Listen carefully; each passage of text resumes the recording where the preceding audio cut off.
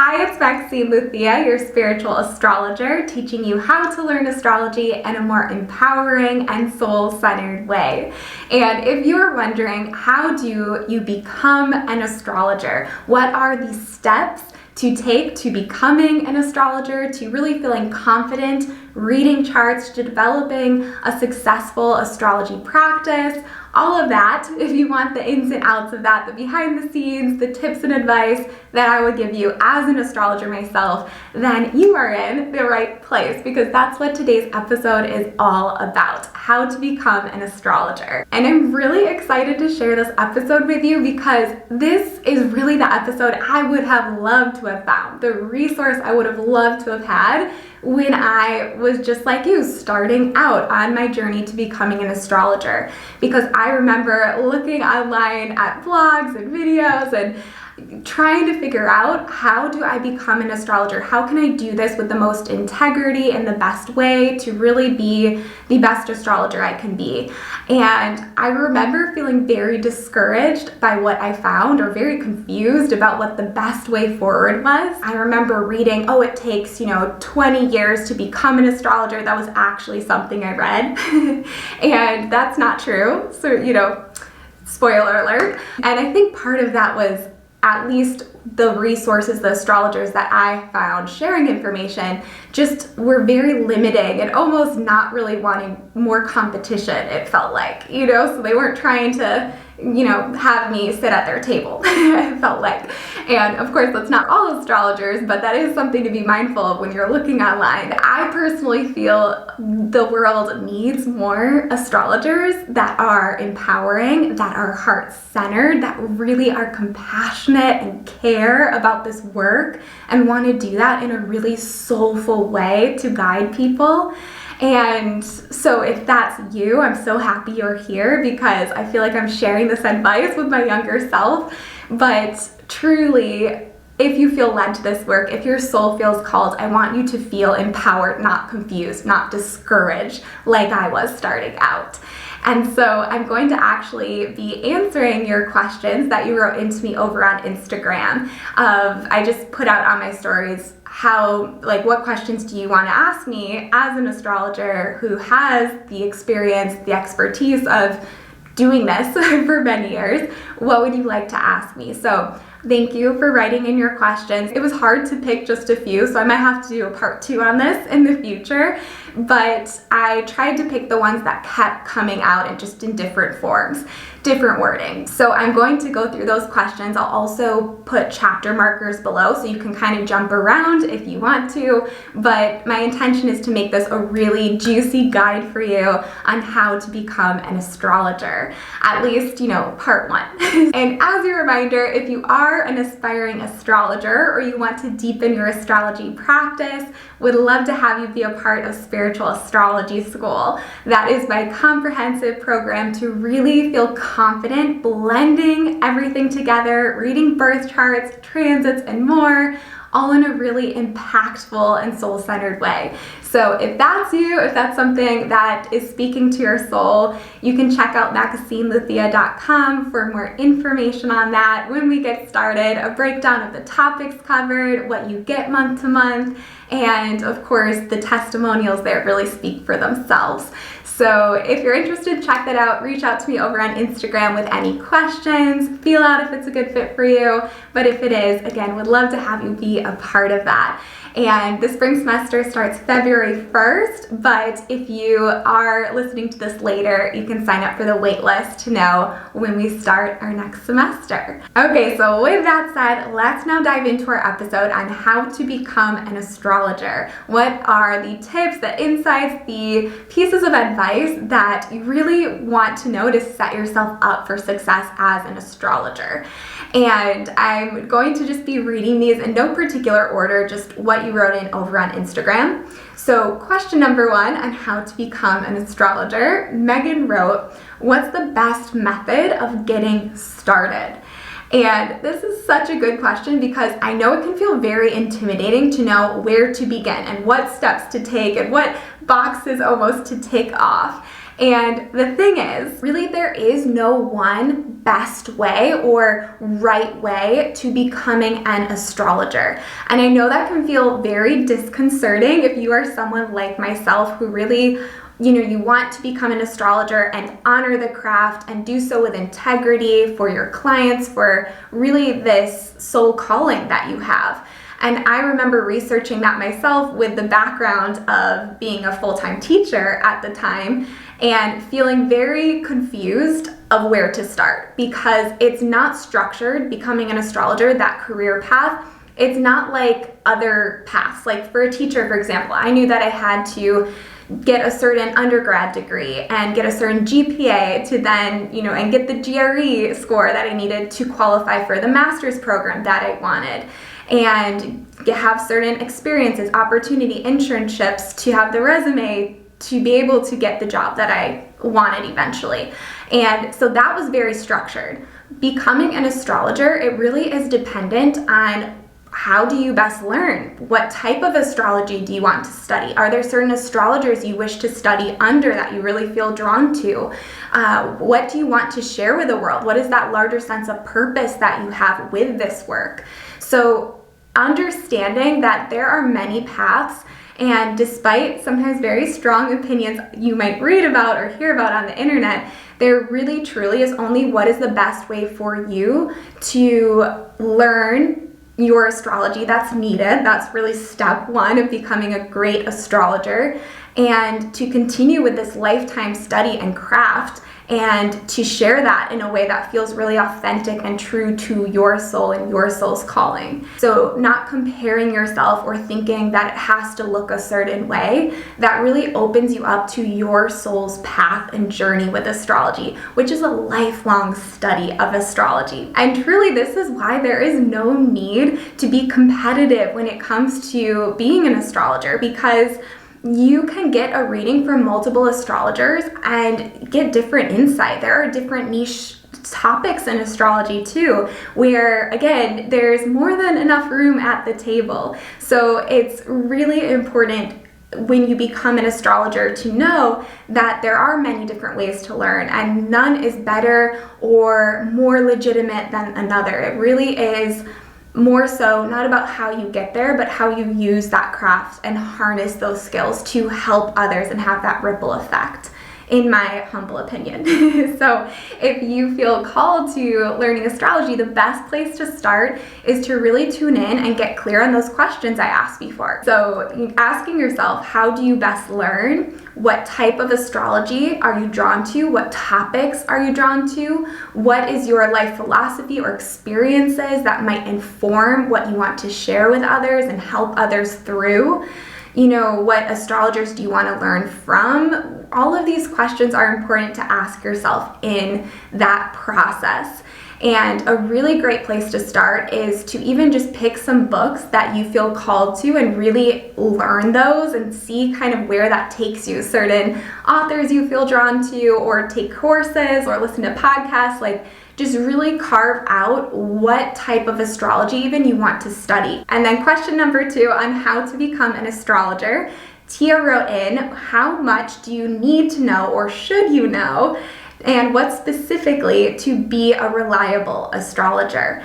And this is important because when there are so many astrologers who are self-taught, and rightfully so, that's beautiful, I think it's so important to know that there are certain topics you need to know really well. To be an astrologer, I always talk about this to my students, but you really have to know your stuff. You have to be the expert as an astrologer. That is why people are coming to you. That is how you are reliable, right? So pretty self-explanatory, but really knowing that you need to know the planets, the signs, the houses, the aspects. Those are the basics in astrology, the basic foundation. So knowing those, but not just knowing them, I mean deeply knowing them inside and out. Memorizing them, being able to really know how to translate even this information is so important. And I know that was another question someone wrote, saying that they struggle with what and how to share all this information. Well, that also comes through really studying and studying over and over again. I did not get here from reading just one book and knowing everything, right? So that's why it's so important that if you think you know the planets, read another book, learn it even more in depth.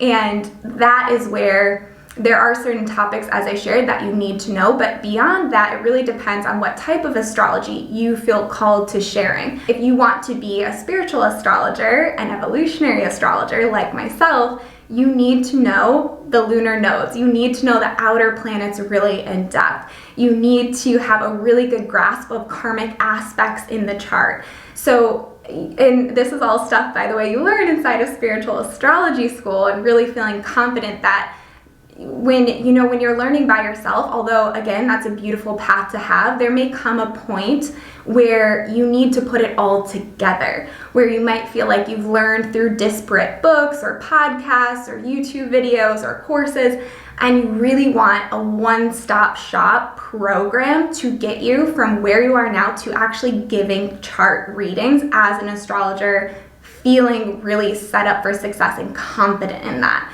And that's where a really comprehensive program can really make you feel that sense of security and knowing that you do know your stuff, that you have what it takes. So super just shameless plug there for spiritual astrology school, but really whatever astrology you feel called to, you may at some point, when you really feel that call to dive deep and take that leap of faith, that's where you might be ready to take a program that's more advanced.